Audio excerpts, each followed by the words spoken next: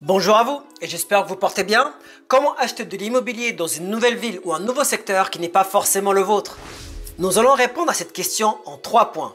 Point numéro 1. Pourquoi acheter à distance? Point numéro 2. Comment procéder à l'achat même si vous n'avez jamais vu les lieux ou encore mis les pieds dedans? Point numéro 3. Quels sont les pièges à éviter? Aujourd'hui, c'est la 100e vidéo que je poste sur ma chaîne. Donc pour l'occasion, je vous offre un bonus. Restez jusqu'au bout, ça vaut vraiment le détour. Point numéro 1. Pourquoi acheter à distance? D'abord, prenons le cas d'un achat personnel, c'est-à-dire un achat qui est destiné à votre utilisation. Dans le cadre du travail, vous avez reçu une promotion, vous avez été muté, transféré ou vous cherchez un emploi dans un secteur qui présente de meilleures opportunités d'emploi. Je le vois tous les jours et cela a été mon cas. Autre cas de figure, la ville dans laquelle vous vous trouvez est bien trop chère et vous voulez être dans un nouveau secteur où le coût de la vie est moins élevé, afin de trouver un avenir meilleur et plus de flexibilité. Alors, ça aussi je l'ai vécu.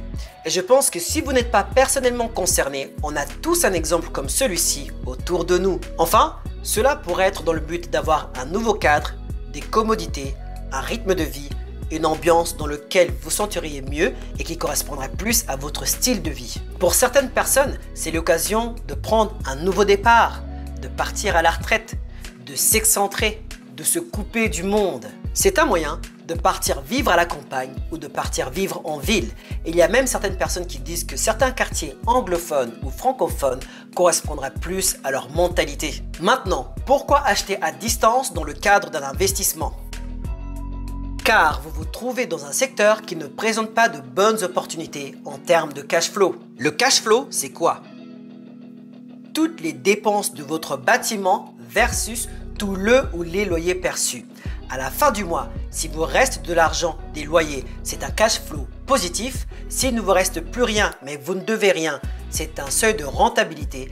Et si vous devez rajouter de l'argent de votre poche, à ce moment-là, c'est un cash flow négatif. Exemple, moi à Ottawa, là où je vis, il n'y a pas beaucoup de multiplex, c'est-à-dire de bâtiments avec plusieurs appartements, encore moins avec des cash flows positifs. En revanche, à Gatineau, j'ai été capable de trouver des immeubles de rapport qui me rapportent jusqu'à 1000 $ de cash flow par mois. À ce moment-là, acheter dans un autre secteur est primordial, mais surtout rémunérateur. Vous avez aussi le même principe en ce qui concerne la prise de valeur. Alors, la prise de valeur, c'est quoi?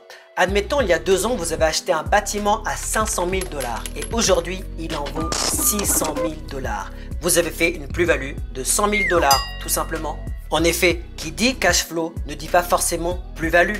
Il peut y avoir des secteurs en devenir, en expansion ou qui ont de base une forte prise de valeur qui ne sont pas forcément dans le lieu dans lequel vous vivez. Voici toutes les raisons pour lesquelles vous feriez un achat personnel ou un investissement à distance dans un secteur qui n'est pas forcément le vôtre. 2. Comment réaliser un achat à distance même si vous n'y avez jamais mis les pieds? Dans le cadre d'un achat personnel dans lequel vous allez vivre dedans, il est important de bien s'entourer. Le mieux, c'est de trouver un agent immobilier fiable dans le coin ou qui a une forte expérience dans ce secteur. Cet agent sera en mesure de vous dire comment fonctionnent les transports en commun, où sont les zones d'intérêt, quels sont les lieux qui prennent en valeur, quels sont les quartiers calmes, les quartiers animés, dynamiques en fonction de ce que vous recherchez. Vous pouvez aller chercher des avis complémentaires chez des amis, des collègues ou même des forums qui vont vous donner des conseils et des retours d'expérience. Très important d'utiliser leurs yeux et leurs expériences car à moins d'aller vivre minimum 1 à 6 mois sur place, vous n'aurez pas assez de bases de données en quelques allers-retours. Une fois que vous avez identifié votre zone géographique ainsi que le secteur dans lequel vous voulez vous établir, faites les recherches avec votre agent. Encore une fois, cet agent immobilier sera vos yeux. Quand il ou elle va chercher ou faire des visites pour vous, demandez-lui photos, vidéos et ses impressions. Vous pouvez même faire un appel vidéo avec votre agent afin que vous ayez un ressenti. N'ayez pas peur, demandez comment est le quartier, comment est l'ambiance, où sont les magasins autour, comment se fait l'accès à la voie rapide et au centre-ville, si cela est important pour vous.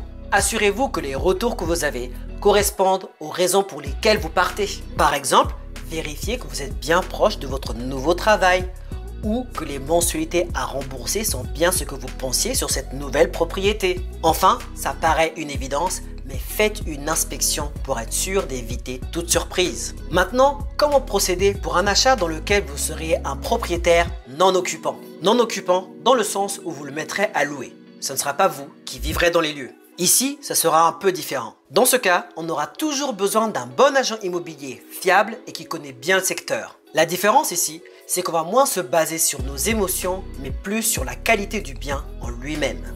Si le cash flow est votre critère numéro 1, assurez-vous qu'au prix demandé avec votre hypothèque et toutes les dépenses liées versus le loyer perçu, vous serez au cash flow souhaité. Attention, qui dit acheter à distance, donc hors de votre portée, dit gestionnaire d'immeubles, les personnes qui vont gérer votre bien vu que vous ne pouvez pas y accéder facilement.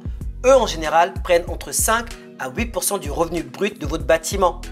À considérer lors du calcul du cash flow. Il faut aussi vous assurer du taux d'occupation, à savoir est-ce que le bâtiment ou l'appartement est tout le temps occupé et qu'il y a une forte demande de locataires et que même entre deux changements, il n'y a pas de mois à vide. Pour finir, l'inspection sera de rigueur. En effet, les réparations ou les maintenances qui seront à prévoir vont impacter votre cash flow. Vous voulez vous assurer de ce que vous avez dans les mains sans surprise. Ne vous inquiétez pas, si le rapport d'inspection revient plus ou moins catastrophique, vous pouvez soit laisser tomber l'offre ou négocier le prix en conséquence. De toute façon, l'état de l'appartement, vous pouvez avoir une bonne idée avec l'avis de l'agent immobilier, la vidéo que vous auriez et en plus l'inspection va confirmer des détails invisibles. Dans le cadre d'un achat d'immeuble pour un investissement dont le but sera de faire une plus-value, c'est la même chose.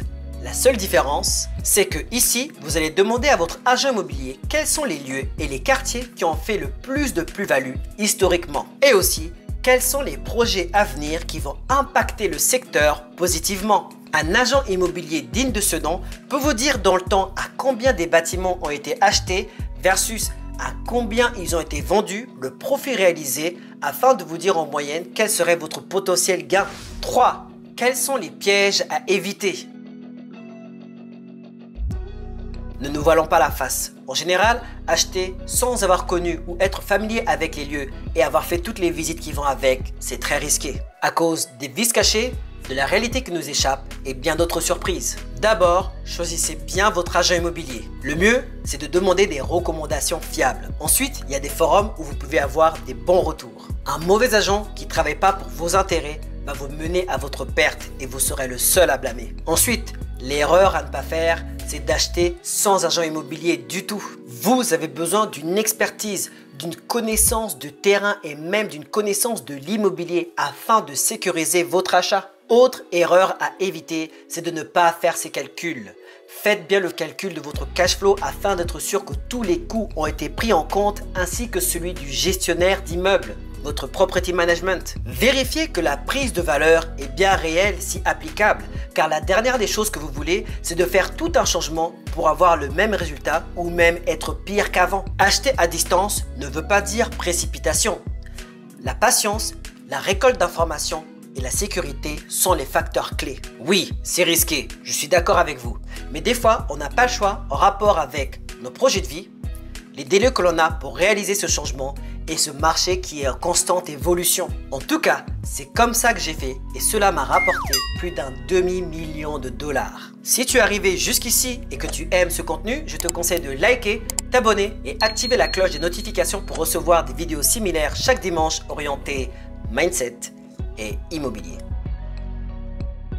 Et là, vous devez sûrement vous demander... Attends, mais qu'est-ce qu'il en sait, lui?